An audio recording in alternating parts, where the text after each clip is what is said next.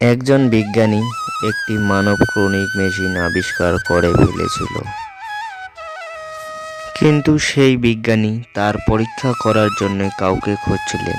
সুতরাং তিনি একজন খুঁজতে খুঁজতে বয়স্ক মহিলাকে কিডন্যাপ করে নিয়ে এসেছিলেন। সেই বয়স্ক মহিলাকে তার ল্যাবে নিয়ে যান এবং তাকে ক্লোনিং মেশিনের ভিতরে রাখেন।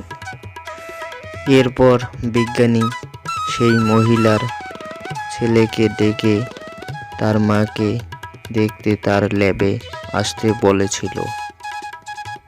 সেই মহিলাটি ছেলে ল্যাবে পৌঁছানোর আগে তার মতো 4 জন মহিলাকে দাঁড় করে রাখা হয়েছিল এবং তার ছেলে আসার পরে তাকে বলা হলো যে তোমার মায়ের মতো 4 জন আছে, তুমি কি সেটা চিনতে পারো?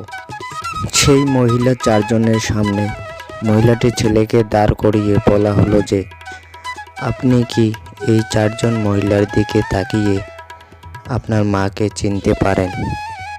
তো বন্ধুরা, আপনারা যদি ওই ছেলেটির মাকে চিনতে পারেন তাহলে কমেন্ট বক্সে কমেন্ট করে অবশ্যই জানিয়ে দিবেন। A few moments later. 10, 9, 8, 7, 6, 5, 4, 3, 2, 1.